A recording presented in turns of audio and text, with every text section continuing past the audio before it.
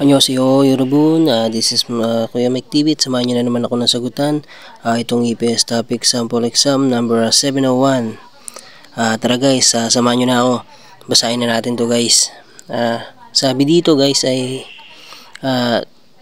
daong pyunun yung sushi huriyon wa sayong shiganun natanen go simnida.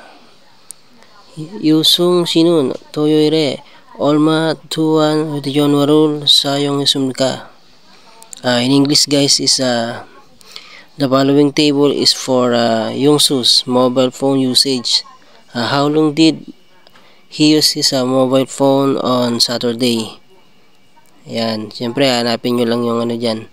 Yung keywords natin dyan is si Toyoire. Ayan guys, proceed na tayo dito sa ano, 4 choices. Si number 1 guys is si Ubon. In English guys is 5 minutes. Dito naman tayo kay number 2 guys, si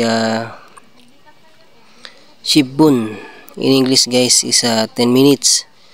Dito naman tayo kay Ishibun. In English nito guys is 20 minutes. At dito naman tayo kay number 4 kay Tushigan. In English guys is 2 hours. Sa palagay nyo guys, anong tamang sagot dyan? Basahin muna natin isa-isa para makakuha nyo kung ano yung keywords. Excuse me po.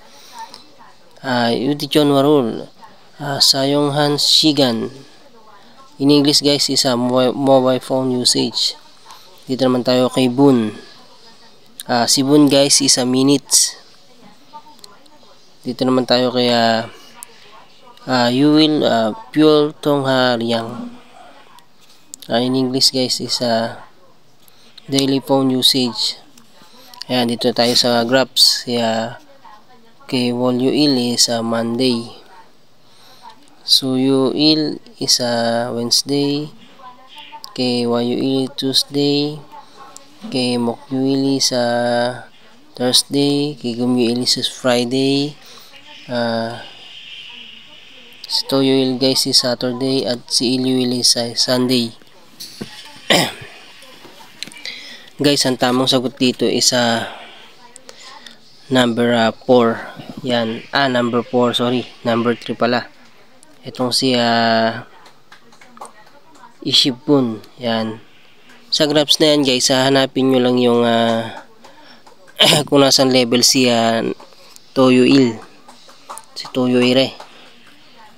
Yan guys. Pagmasdan nyo maigi guys. Yan. Ang ibig niya sabihin is yan. Yung level niya is nasa tapat siya ng 20. Ayan, nakikita nyo ba guys? Nasa tapat siya ng 20. Ayan, kaya medyo madali lang din tong sagutan tong graphs na to. So, possible lang tamang sagot dyan is number 3. Itong si Ishibun, 20 minutes. Ayan. Ayan guys, nilagyan ko yan ng green arrow para mabilis nyo matandaan, ma-memorize yung sagot dito. At mag-reflect sa utak nyo yan. Nilagyan ko yan guys ng green arrow kung saan yung graphs na may tamang sagot. Ayan. Ayan guys, sana nakatulong ulit ako sa inyo. At maraming salamat. At shoutout nga pala kay Sir Janry Tambor, kay Sir Agapito Sarmiento, kay Sir Florendo Flores, kay Sir Jordan Estrada, at si Sir Gerald Espinosa. Yan mga guys, maraming salamat. Shoutout sa inyo mga tol. Sana pumasa tayo lahat. Kamsahamnida.